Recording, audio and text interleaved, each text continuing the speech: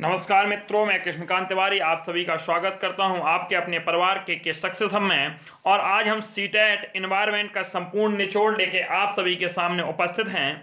और आज की इस मैराथन क्लास में हमें पर्यावरण में एनसीईआरटी का संपूर्ण निचोड़ पढ़ना है। उसके साथ साथ मैंने बीच बीच में कुछ शिक्षण सूत्र के भी क्वेश्चन रखे हैं।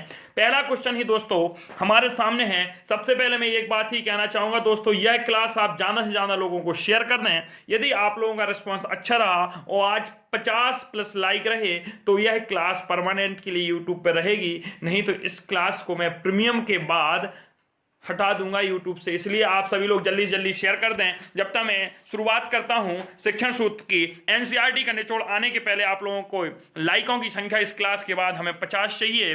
हाँ, देखते हैं पर्यावरण शिक्षण में 5E का मतलब क्या होता है। तो आप देख रहे हैं, पहले ई का मतलब होता है इंगेज। इंगेज का मीन्स होता है शामिल करना या व्यस्त करना। दूसरा होता है एक्सप्लोर। एक्सप्लोर का मतलब होता है खोज, अन्वेषण विधि के तहत कहा जाता है। तीसरा यहां पे आया एक्सप्लेन, किसी भी चीज को एक्सप्लेन करना।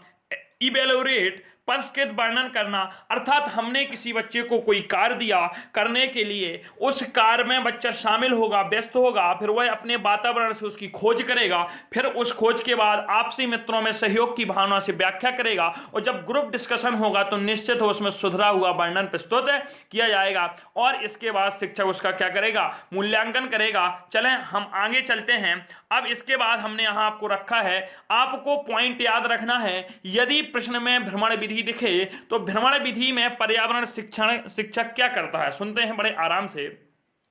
वह वास्तविक परिस्थितियों में शिक्षण करेगा। पहला पॉइंट क्या है, वह वास्तविक परिस्थितियों में शिक्षण करेगा। ठीक है, क्या करेगा, वास्तविक परिस्थिति में शिक्षण या प्रत्यक्ष अवलोकन अनुभव। ये 3 पॉइंट यदि देखते हैं तो आंख मीच के वह उत्तर भ्रमण विधि से संबंधित होगा।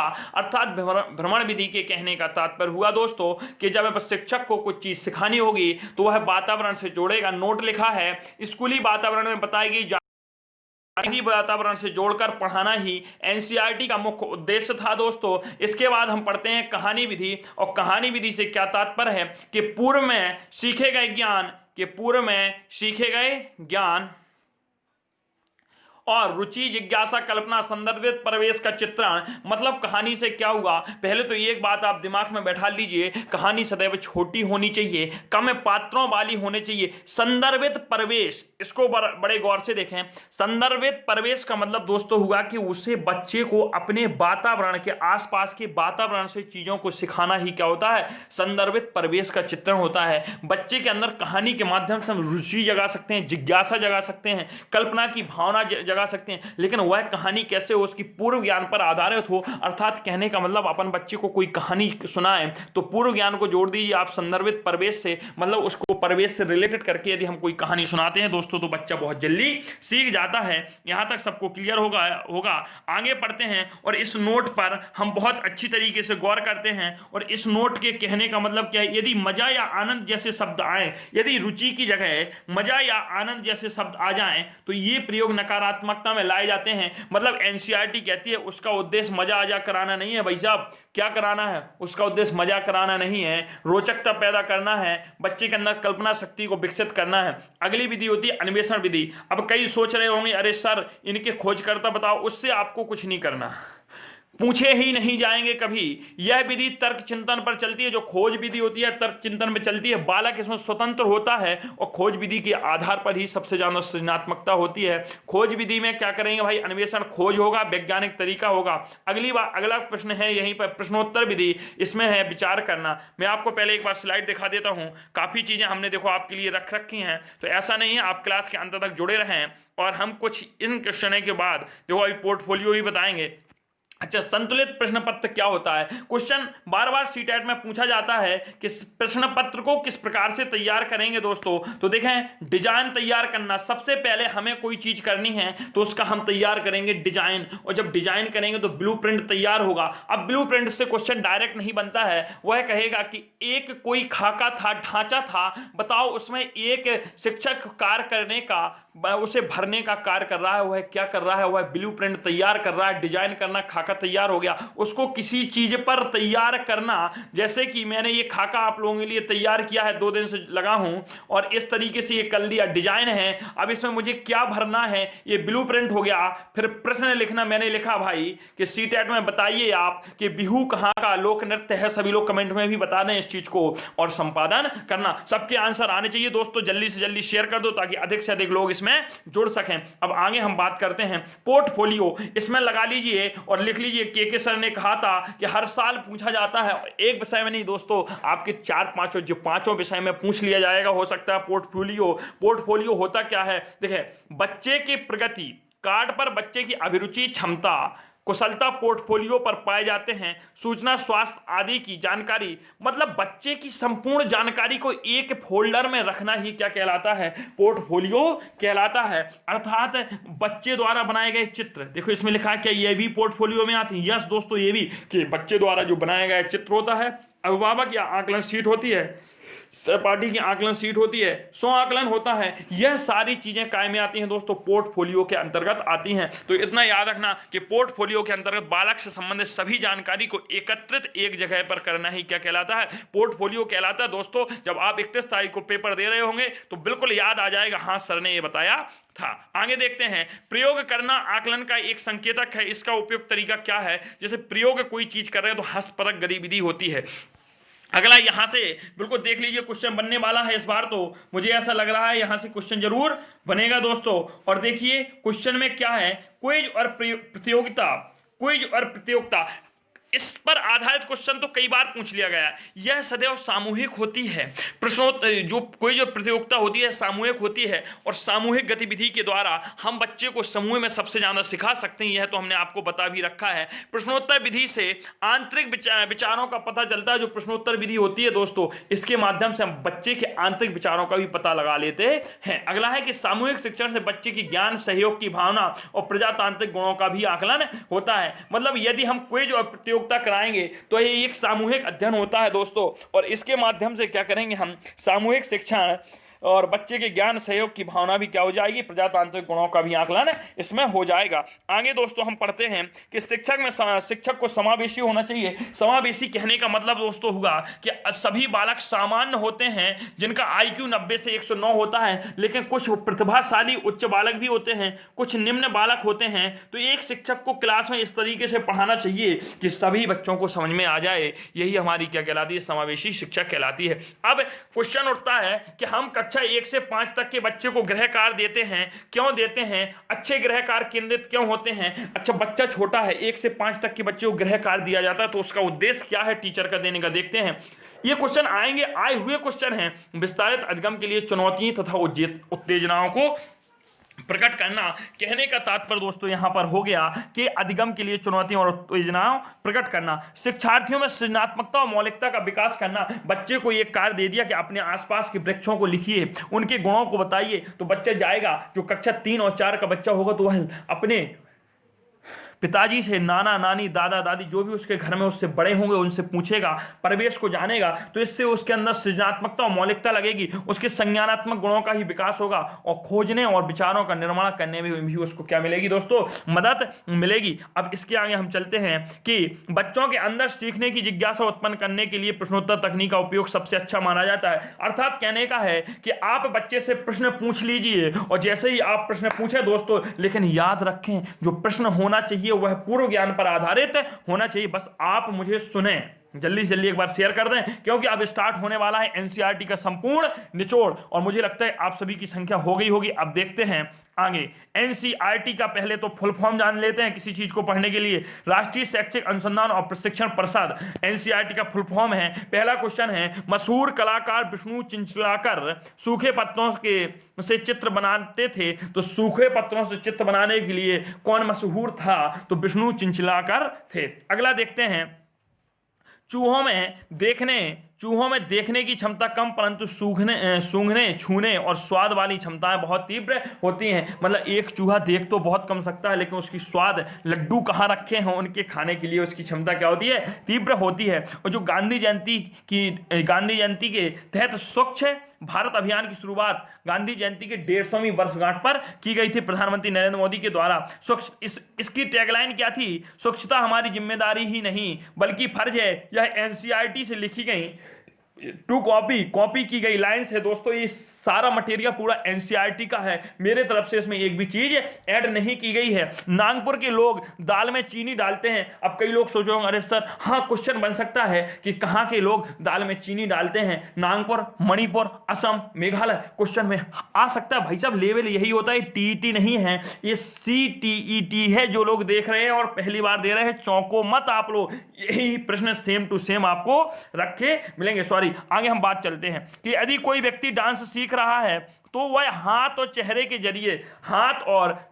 जरिए भावनाएं दिखाता है। तो और जो मुद्राएं और जिन्हें मुद्रा और भाव कहते हैं, यदि कोई व्यक्ति क्या कर रहा है, डांस सीख रहा है दोस्तों, तो उसका जो हाथ होगा, चेहरा होगा, वो भावनाएं दिखाएगा। आगे हम देखते हैं, चले देखो, अब यहां हांगकांग के लोग सांप खाते हैं। हांगकांग के लोग क्या करते हैं, सांप खाते हैं और सांप के सूप को लिंग हु फेन कहते हैं। तो क्वेश्चन एक बार आ चुका है सीटेट में कि हांगकांग के लोग सांप खाते हैं और सांप के जूस को हम क्या कहते हैं, तो हमारा आंसर था कि सांप के जूस को हम लिंग हु फेन कहते हैं। अगला क्वेश्चन देखते हैं, कश्मीर के लोग सरसों के तेल से बनी हुई मछली खाते हैं और जबकि गोवा के लोग नारियल के तेल से पकी हुई मछली खाते हैं। यह अंतर क्यों है, क्योंकि गोवा में सबसे ज्यादा क्या पाया जाता है भाई, नारियल होते हैं, तो वहां के लोग नारियल में खाते हैं। आगे दोस्तों हम बात करते हैं टेपिओका, ये आ गया है, एक प्रकार का फल है जो केरल में उबालकर खाया जाता है, करी बोलते हैं जैसे करी के साथ। अगला देखते हैं, प्रत्येक बच्चे में अलग अलग क्षमताएं होती हैं और यदि बच्चे में अलग अलग क्षमताएं होती हैं, एनसीईआरटी कहलाए, तब भी तो होती है व्यक्तित्व विभिन्नता। बच्चों की अपनी भावनाओं की विभिन्न तरह से व्यक्त करने के लिए प्रेरित करें, बच्चों में उनकी सृजनात्मक क्षमता का विकास होगा। अगला क्वेश्चन पिछली बार का आया हुआ क्वेश्चन है, मैना झटके से अपनी गर्दन को आगे पीछे करती है। क्वेश्चन आ गया था कि कौन सा ऐसा पक्षी है जो झटके से अपनी गर्दन आगे पीछे करता है, तो मैना है। और जबकि उल्लू अपनी गर्दन को पूरा घुमा लेता है, पीछे तक घुमा देता है। और उल्लू एक ऐसा पक्षी है जो रात्रि जागरण करता है और दिन में सोता है। कई पक्षी ऐसे होते हैं जो हमारी बोली की नकल करते हैं, जैसे कि तोता। अगला देखें क्वेश्चन, इसको इंपॉर्टेंट टिक करें दोस्तों। पक्षियों के पंख अलग अलग रंगों के और डिजाइन के होते हैं। पंख इनके शरीर को गर्म रखते हैं और समय समय पर पक्षियों के पुराने पंख झड़ जाते हैं और नए पंख आ जाते हैं। दोस्तों आगे हम बात करते हैं, कहानियों में बच्चे रुचि लेते हैं। इस क्वेश्चन को यहाँ इसलिए रख दिया गया, इसी के माध्यम से बच्चे स्वयं लिखी और इसी परिस्थिति में रखने से समस्याओं को बेहतर समझ सकते हैं। मतलब यदि बच्चे को समस्या समाधान सिखाना है, बच्चे के अंदर समझ पैदा करनी है, तो उसे कहानी सुनानी चाहिए और कहानी भी ऐसी सुनाए कि रुचिकर लगे। दोस्तों ये सारा सिलेबस एनसीईआरटी का, इसलिए मैंने बीच बीच में शिक्षण भी एनसीईआरटी के रखे हैं। लुईस वेल फ्रांस देश का रहने वाला था। तो क्वेश्चन बना कि जो ब्रेल लिपि जिसने दी थी वो कौन था, लुई ब्रेल था। और लुई ब्रेल किस देश का रहने वाला था, तो फ्रांस देश का रहने वाला था। 3 साल की उम्र में इसकी आंखों की रोशनी एक दुर्घटना के कारण चली गई थी। और आगे देखते हैं कि ब्रेल लिपि, देखना यहाँ पे, ब्रेल लिपि में मोटे कागज पर उभरे हुए बिंदु होते हैं और उभरे होने के कारण इन्हें छूकर पढ़ा जाता है। तो ब्रेल लिपि को पढ़ने के कैसे अंधे लोग होते हैं दोस्तों, जो छू छू के पढ़ते हैं। लेकिन याद रखें कि ब्रेल लिपि 6 बिंदुओं पर आधारित होती है। ब्रेल लिपि कितने बिंदुओं पर आधारित होती है, 6 बिंदुओं पर आधारित होती है। अब वर्तमान में ब्रेल लिपि कंप्यूटर के द्वारा लिखी जा सकती है। दोस्तों आगे हम देखते हैं, प्रारंभ में बनाए गए बर्तन मिट्टी के थे। हाँ, पहले बर्तन मिट्टी के बनाए जाते थे, परंतु बर्तन को कैसे करते थे भाई, हाथों से खोद कर कुरेद कर बनाने थे बर्तन। फिर बाद में यह मिट्टी के गूंथ कर हाथों से बनाने लगे। बच्चों को एक दूसरे की मदद करने का मौका दें, इससे बच्चों में सहजता और सामाजिकता की भावना होगी। अब क्वेश्चन आता है असम। असम में घर ऊंचाई पर बनाए जाते हैं। असम में घर ऊंचाई पर बनाए जाते हैं क्यों, क्योंकि यहाँ भारी वर्षा होती है। क्वेश्चन आया था एक बार कि कहां पर घर 10 से 12 फुट ऊंचे बनाए जाते हैं, तो असम में क्यों बनाए जाते हैं, क्योंकि यहां पर भारी वर्षा होती है और भारी वर्षा होने के कारण घर में पानी घुसने का क्या हो रहता है, डर रहता है। यहाँ पर देखें, यहाँ के जो मकान बनाए जाते हैं मजबूत बांस के खम्भों पर बनते हैं और पूर्णतः लकड़ी के बने होते हैं। कैसे बने होते हैं? लकड़ी के बने होते हैं, बिल्कुल ऐसे ही बने होते हैं। हाँ, आप लोग दिखा रहे हैं, अच्छी बात है। मनाली भाई है, मनाली में पत्थर और लकड़ी दोनों के घर बने होते हैं। यहाँ बारिश के साथ साथ मनाली में क्या पड़ती है? बर्फ भी पड़ती है दोस्तों। अब आगे हम इसी के साथ चर्चा करते हैं कि राजस्थान में मड जो एक प्रकार की गीली मिट्टी है, इसके घर बनाए जाते हैं। राजस्थान में काय के मड जो एक प्रकार की क्या होती है भाई? गीली मिट्टी होती है, इसके मकान बनाए जाते हैं और कटीली झाड़ियां भी बनी होती हैं। लोग राजस्थान में टैंक को टंका कहते हैं। राजस्थान के लोग अपने घर के आंगन में गड्ढा बनाते हैं। तो क्वेश्चन आएगा कि किस प्रदेश के लोग अपने घर के आंगन में गड्ढा बनाते हैं? तो आपको टिक करना है राजस्थान। इतने सरल ही प्रश्न आएंगे। राजस्थानी लोग छत को ढलान बनाकर छत जो होते हैं वह ढलानदार बनाते हैं। राजस्थानी लोग छत को कैसा बनाते हैं दोस्तों? ढलानदार बनाते हैं, जिससे वह बारिश के पानी को इकट्ठा करें और उसको उपयोग दैनिक जीवन में करते रहें। अब इसके आगे हम आगे चर्चा करते हैं इसके कि बलचर या गिद्ध। देखें भाई, अरे रुकिएगा, चलें। बलचर या गिद्ध जो होते हैं वह मरे हुए जानवरों को खाता है। और आपको एक बात बता दें, जो हमारा गिद्ध होता है ना, यह चील के घोंसले में, जो चील घोंसला छोड़ देती है उसमें जाकर रहने लेता है। आगे हम बताएंगे। हम्मिंग बर्ड की चोंच सुई की नोक जैसी होती है। तो प्रश्न बन सकता है कौन सा ऐसा पक्षी है जिसकी चोंच सुई जैसी होती है? आगे दोस्तों हम देखते हैं, कबूतर की चोंच गुलाबी और पंख ग्रे रंग के होते हैं। मतलब पूछ लिया जाए कि किसकी चोंच गुलाबी होती है, तो कबूतर की चोंच गुलाबी होती है, इसके पंख ग्रे रंग के होते हैं। अगला देखें, हाउस बोट श्रीनगर में पाई जाती है और यह यहाँ डल झील भी है। तो डल झील कहां पर है? श्रीनगर में है। और श्रीनगर में सबसे ज्यादा प्रसिद्ध चीज देख लीजिए दोस्तों, यहाँ का प्रसिद्ध कहवा चाय बनाई जाती है। तो श्रीनगर की प्रसिद्ध क्या है? कहवा चाय है। और यहाँ पे लोग जो आते हैं वह शिकारा नाम की नाव से टूरिस्ट डल झील का एंजॉय करते हैं। तो नाव को क्या नाम दे दिया गया? शिकारा। और बर्फ से बने घर को इग्लू कहते हैं। जो बर्फ से बने घर होते हैं उसे क्या कहते हैं? इग्लू कहते हैं दोस्तों। अगला देखते हैं, पक्षी कीड़ों को खाकर फलों को कीड़ों के खाने से बचाते हैं। अर्थात कहने का मतलब हो गया कि पूरा चक्र बनता है।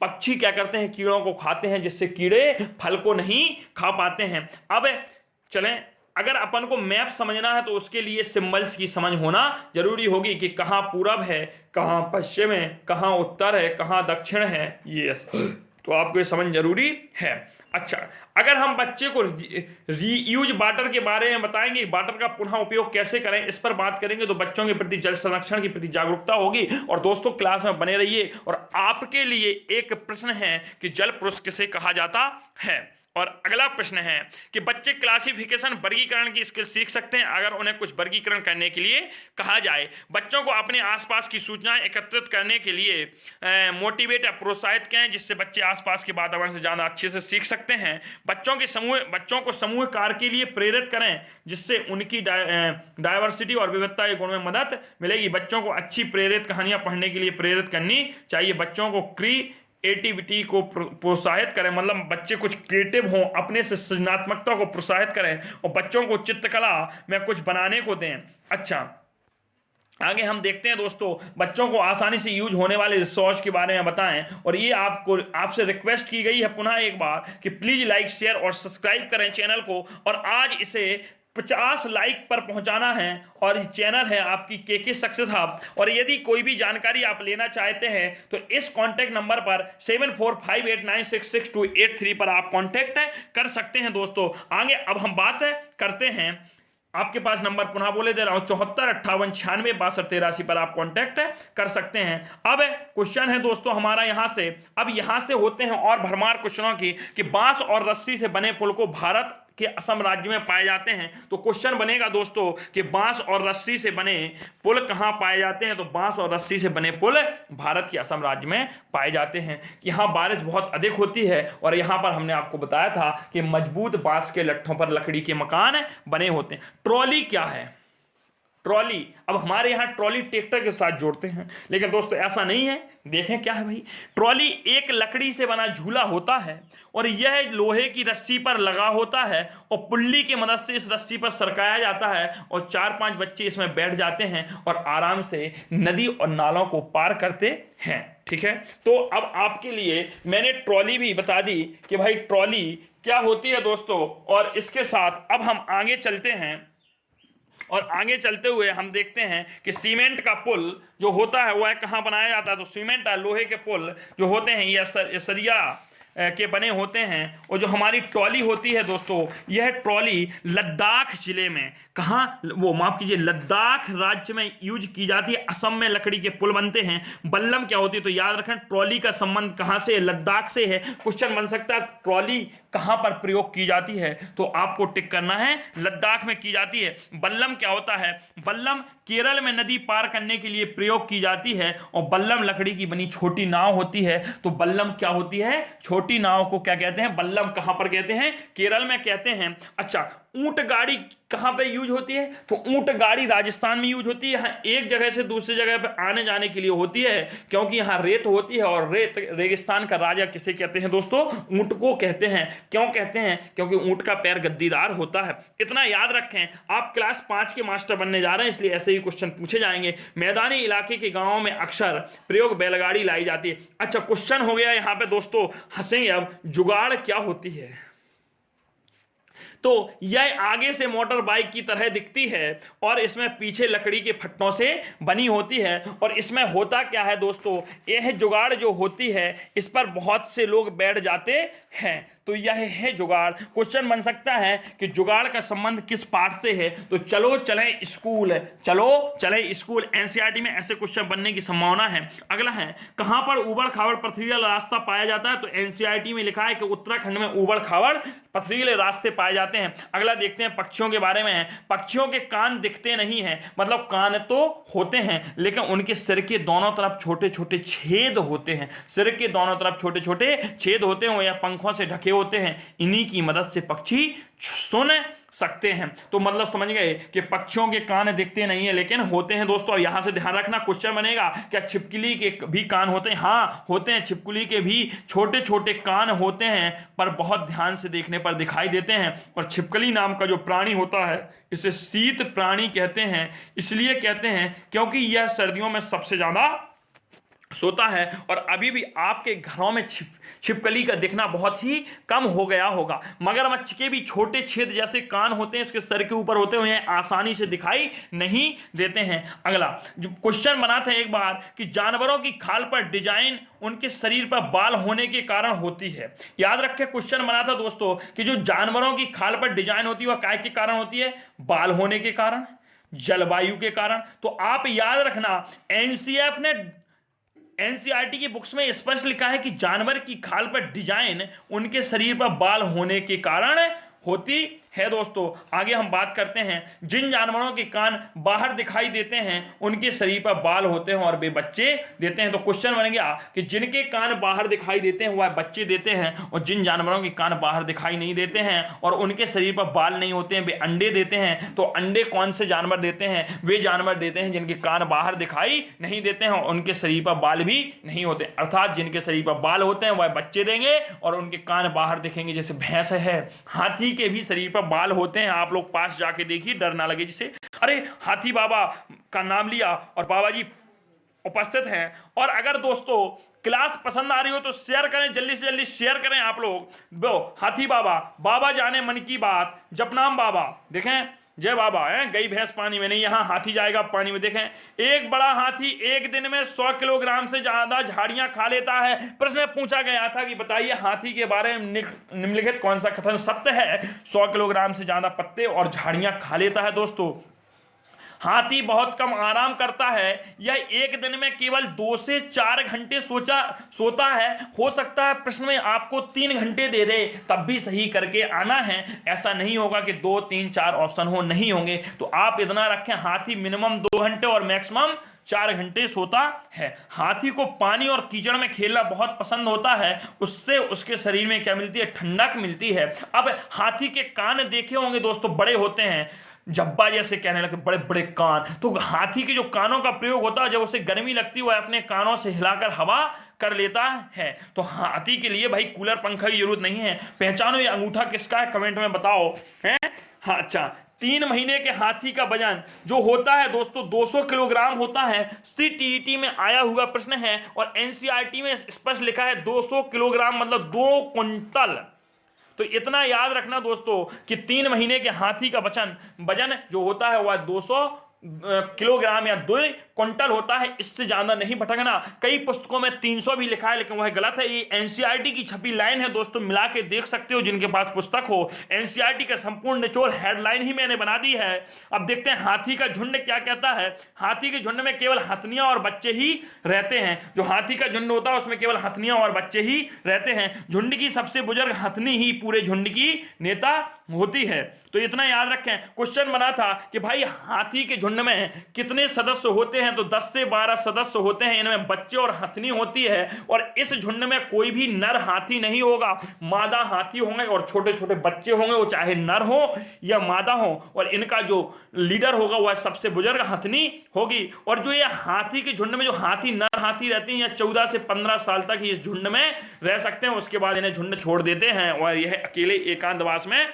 चले जाते हैं, बाबा बैरागी हो जाते हैं।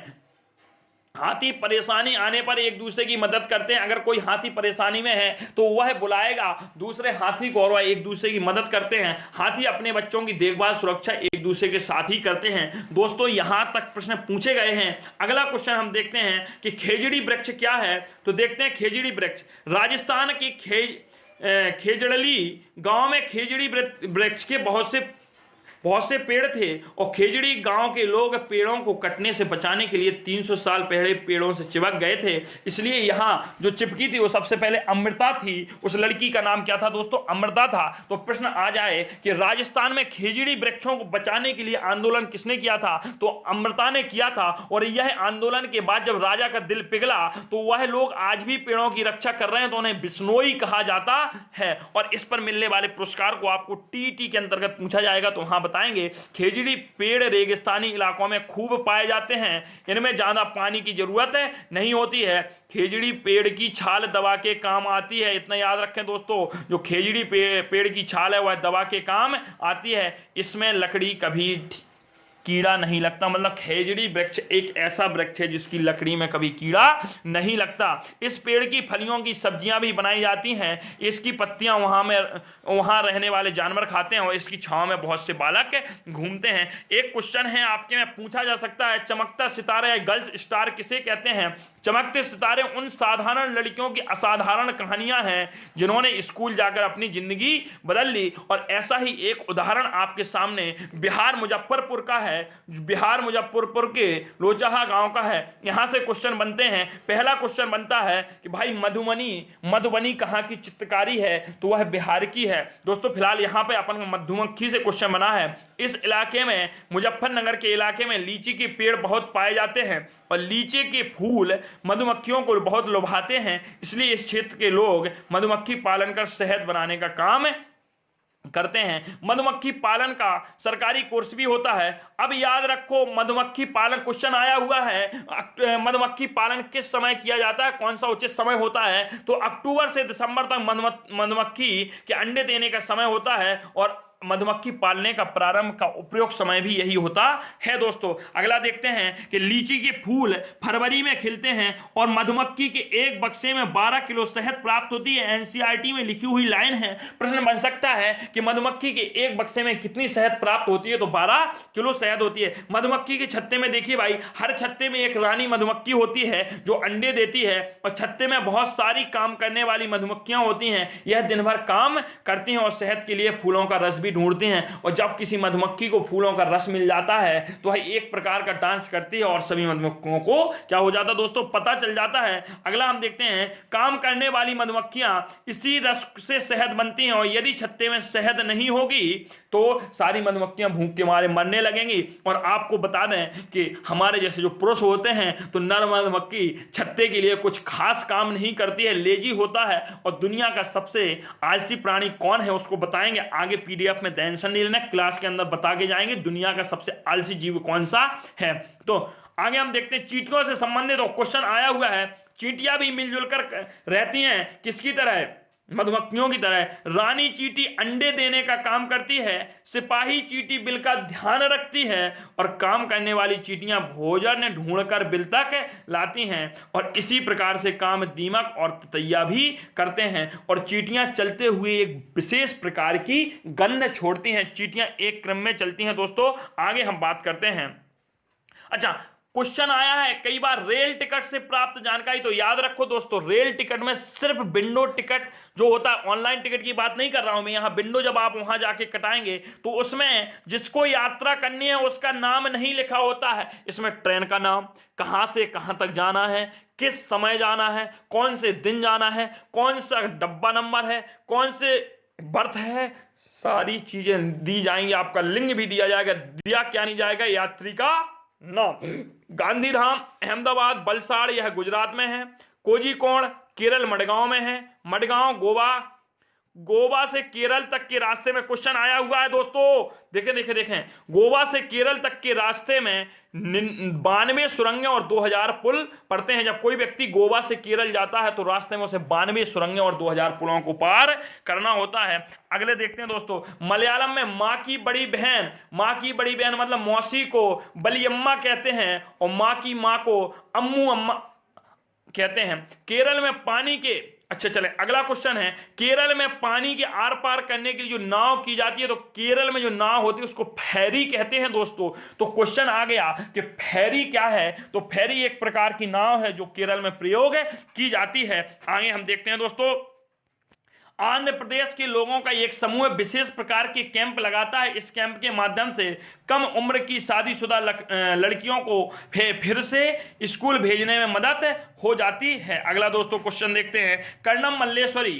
तो कर्णम मल्लेश्वरी की बात करते हैं। कर्णम मल्लेश्वरी एक वेट लिफ्टर हैं, भारोत्तोलक हैं और आंध्र प्रदेश की रहने वाली भी हैं और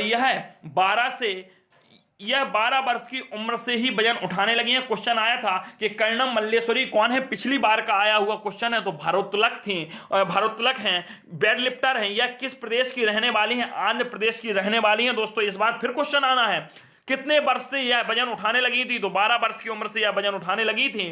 अब यह एक बार में 130 किलोग्राम वजन उठाती है। एनसीईआरटी की बुक से स्पष्ट लिखी है। आपको कई बुकों में यह संख्या गलत लिखी होगी तो आप इसे रट लीजिए।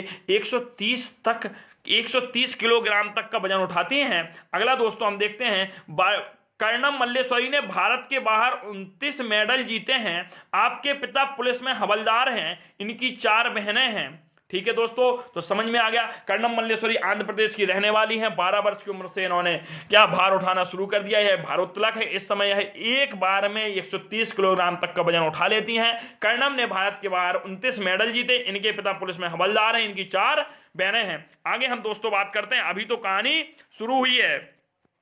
अच्छा, मधुबनी क्या है। बिहार में मधुबनी नाम का एक जिला है। यह सही है। त्योहारों एवं खुशी के मौकों पर वहां घर की दीवारों को आंगन में खास तरह से एक चित्र बनाए जाते हैं जिसे मधुबनी चित्रकारी कहते हैं। क्या कहते हैं, मधुबनी चित्रकारी कहते हैं। और मधुबनी चित्रकारी बहुत पुरानी कला है। यह चित्र पिसे हुए चावल के घोल में रंग मिलाकर बनाए जाते हैं। इन रंगों को बनाने के लिए नील, हल्दी, फूल, पेड़ों के रंगों का इस्तेमाल किया जाता है दोस्तों। और इतना याद रखें दोस्तों कि यह पूर्णतः प्राकृतिक रंग होता है। इसमें किसी भी मशीनों की कोई भी सहायता नहीं ली जाती। इन चित्रों में इंसान, जानवर, पेड़, फूल, पंछी, मछलियां, अन्य जीव जंतुओं के साथ में बनाए जाते हैं। अगला देखते हैं दोस्तों कि उत्तर प्रदेश में कचनार के फूलों की सब्जी बहुत बनाई जाती है। केरल में केले के फूलों की सब्जी बनाई जाती है। महाराष्ट्र में सहजन के फूलों के पकौड़े बनाए जाते हैं और गुलदावरी, जीनिया के रंग भी बनाए जाते हैं। अगला देखते हैं दोस्तों कि उत्तर प्रदेश का जो कन्नौज जिला है, और कन्नौज की तो एक प्रेम गाथा भी रही है पृथ्वीराज चौहान के जमाने से, आपको कमेंट में बताना है। तो कन्नौज जिला उत्तर प्रदेश का इत्र के लिए मशहूर है। उत्तर प्रदेश के कन्नौज जिले में फूलों से इत्र, गुलाब जल और केवड़ा तैयार किया जाता है। दादी माँ का नुस्खा यहाँ क्यों लिखा है, पूछा जा सकता है दोस्तों। एनसीईआरटी में गुलाब जल पढ़ लेना इसको। चले आगे देखते हैं, डेरा गाजी खान कहां पर स्थित है। तो यह वर्तमान में पाकिस्तान में स्थित है।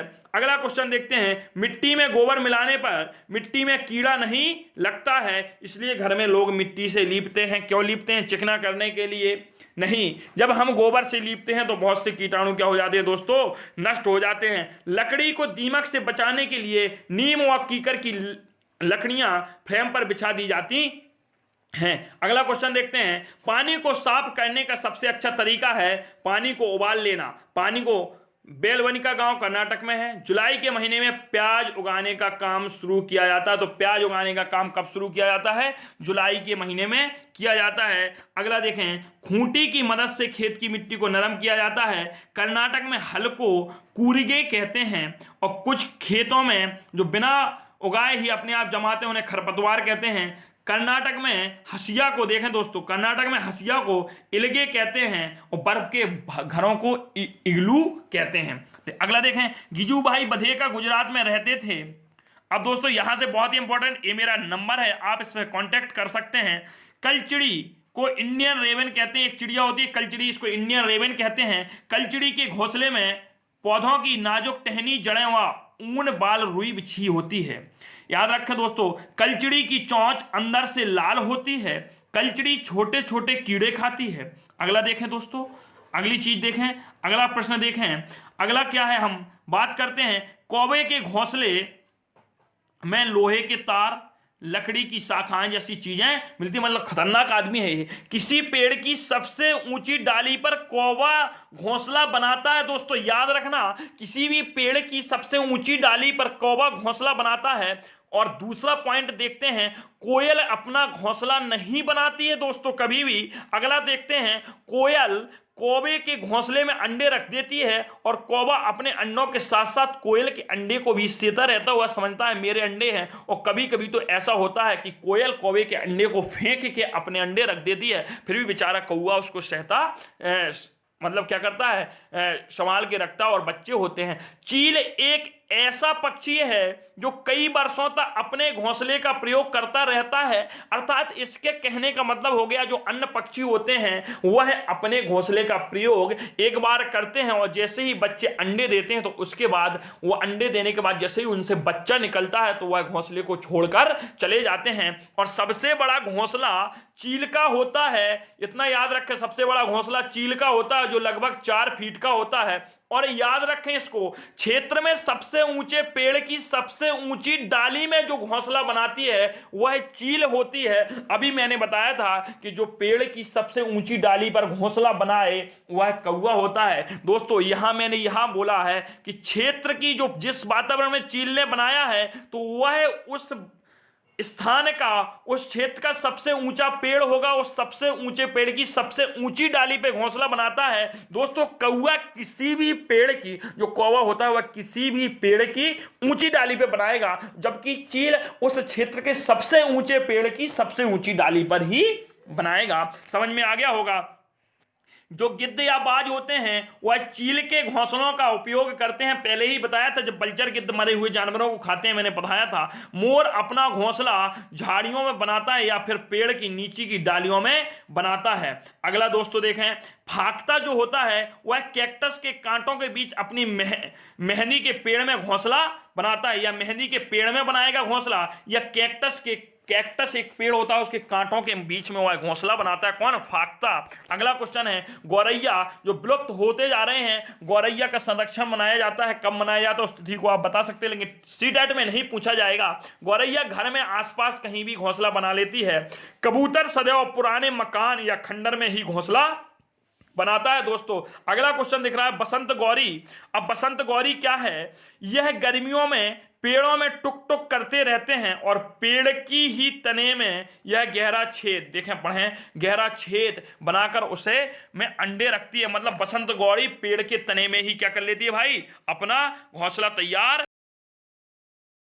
दर्जन चिड़िया क्या होती है, अपनी नुकीली चोंच से पत्तों को सी लेती है और उसके बीच बनी थैली में क्या कर देती, अंडे देने के लिए तैयार करती है। तो दर्जन चिड़िया सदैव किसी भी पेड़ के पत्ते को सिल के उसी में घोंसला बना लेती है। शक्कर खोरा कहाँ घोंसला बनाता है, यह किसी छोटे पेड़ या झाड़ी की लटकती डाली पर अपना लटकता हुआ घोंसला बनाता है और अपने घोंसले में बाल, बारीक घास, पतली टहनियां, सूखे पत्ते, रुई, पेड़ की छाल, टुकड़े, मकड़ी के जाले और कपड़े के चीथड़े से बनाते हैं। दोस्तों इससे देखते हैं मुझे हंसी आ जाती है भाई।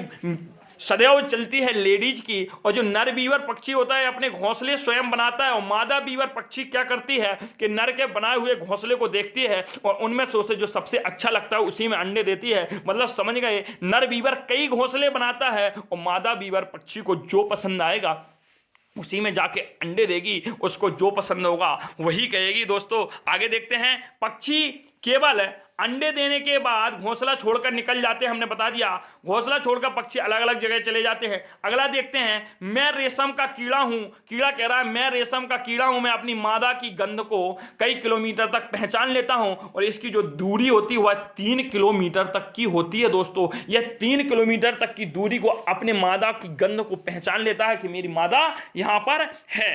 एक पक्षी के घोंसलों को यदि कोई छू लेता है तो वह उन घोंसलों को त्याग देते हैं, वहां उस घोंसले में वह दोबारा नहीं जाते हैं। अगला देखते हैं दोस्तों, जानवरों के बारे में क्या कहा गया है। गाय के आगे के जो दांत होते हैं वह पत्तों के काटने के लिए छोटे छोटे होते हैं, और जबकि घास चबाने के लिए पीछे के दांत चपटे और बड़े होते हैं। तो गाय के दांत होते हैं वह पत्तों को काटने के लिए आगे के होते हैं, छोटे होते हैं, और जबकि पीछे के दांत कैसे होते हैं, बड़े बड़े होते हैं। दोस्तों अगला देखते हैं हम कि बिल्ली के दांत नुकीले होते हैं जो मांस फाड़ने के काम आते हैं। दोस्तों यहां पर देखना, सांप के दांत नुकीले होते हैं, सांप में दांत होते हैं, वह अपने शिकार को फिर भी चबाकर नहीं बल्कि पूरा सीधा निगल जाता है। और सांप के दांत खोखले होते हैं, और सर्प के दांत का कार्य होता है विष का स्थानांतरण करना। यह जब किसी व्यक्ति को काटता है तो दांत के माध्यम से, खोखले दांतों के माध्यम से जहर दे देता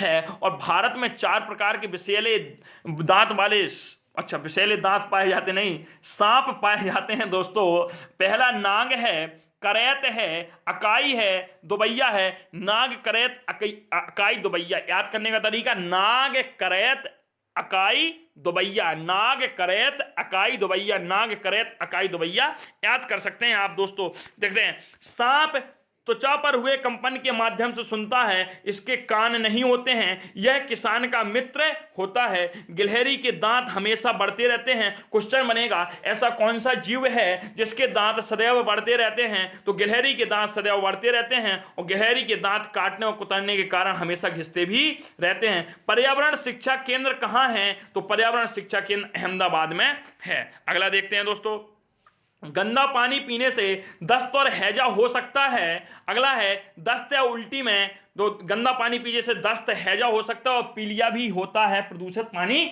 पीने से।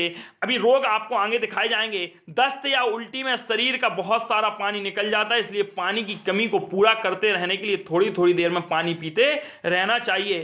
कर्नाटक के होलगुंडी गांव में बच्चों की पंचायत है जिसका नाम है भीम संघ। यह बनाई गई थी काय के लिए? पानी की व्यवस्था के लिए। आज भी यह पंचायत चल रही है। इसमें छोटे छोटे बच्चे होते हैं जो वहां बनी एक टंकी की क्या करते हैं, सुरक्षा करते हैं।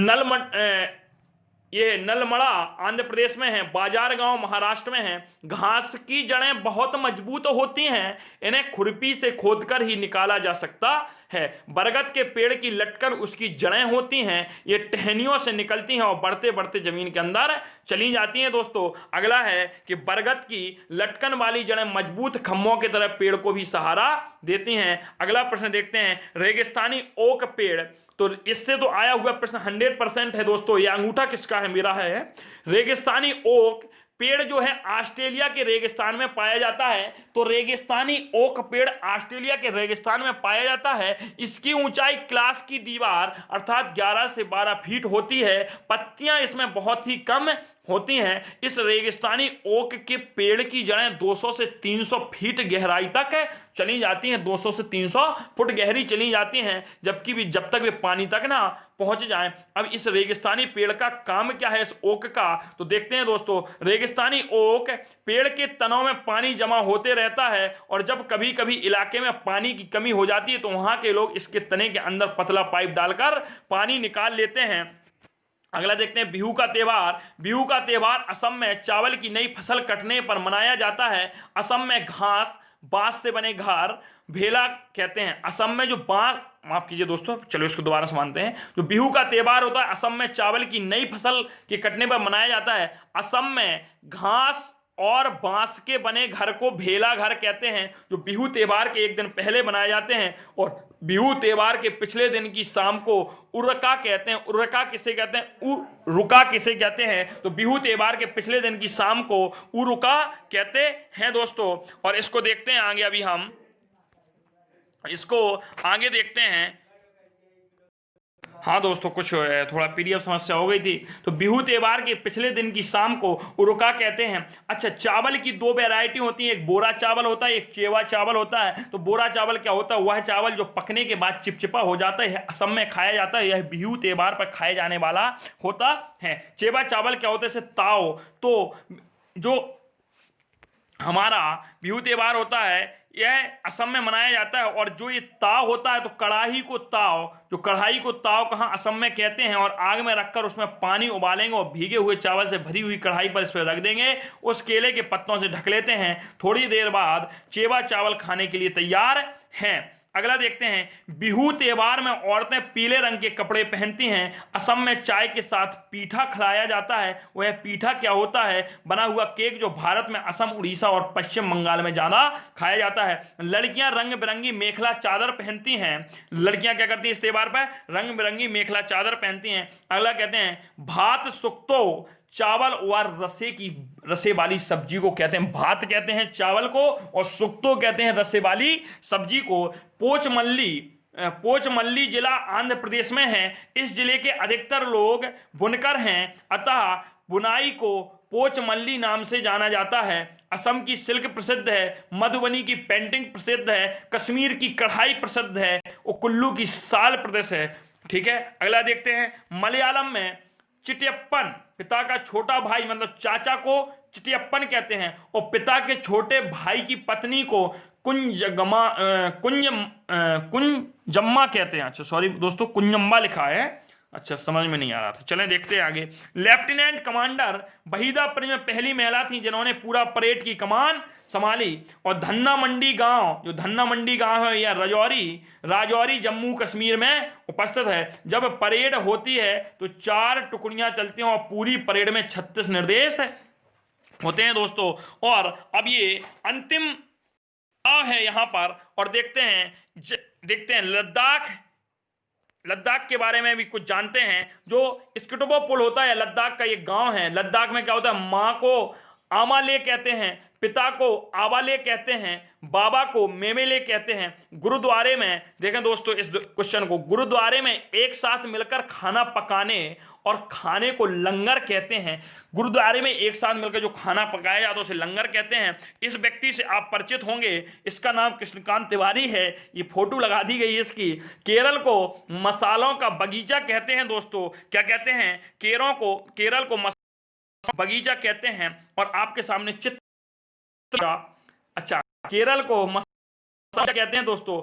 बिहार अजवाइन का घर है, जो बिहार है वह अजवाइन का घर है। और दाल भाती लिट्टा यहाँ खाया जाता है। जम्मू कश्मीर जम्मू कश्मीर जो है केसर का घर है। आंध्र प्रदेश हल्दी का घर, भाई केसर जो एक महंगी फसल होती है उसका घर है। रेत का टीला अबू धाबी में पाए जाते हैं। और बीन काय से बनाए जाते हैं, तो यह सूखी लौकी से बीन बनाए जाते हैं। और काल बेलिस क्या होता है? तो काल बेलिस एक नागिन डांस को कहते हैं। और सांप के काटने से बचने पर सीरम का प्रयोग किया जाता है। यह आसानी से सरकारी अस्पतालों में मिल जाता है। वह यह सिरप सर्फ से ही बनता है दोस्तों।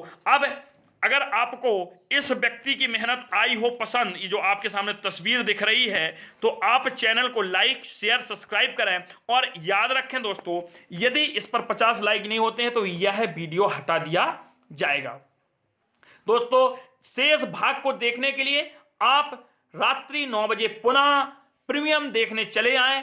इसका शेष भाग और एक 45 मिनट की क्लास होगी, उसमें एनसीईआरटी की क्लास 5 का निचोड़ प्लस शिक्षण सूत्रों की भरमार होगी, उसको पढ़ें और जानें। इतना दावा है कि दोनों क्लास देखने के बाद 25 प्लस करके आप आएंगे, ये मेरा दावा है। 25 की गारंटी लेता हूं तो 25 होंगे। Bye bye, take care. आप सभी अपना ध्यान रखें। इस क्लास को 2 बार देखें, 3 बार देखें। और ऐसा नहीं इस एग्जाम के लिए, हर एग्जाम के लिए महत्वपूर्ण है। सीटेट का कभी भी एग्जाम होगा, एनसीईआरटी से आता हुआ संपूर्ण निचोड़ हमने रख दिया है। बहुत बहुत धन्यवाद, आभार के साथ मैं विदा लेता हूं आप सभी से। Bye bye, take care.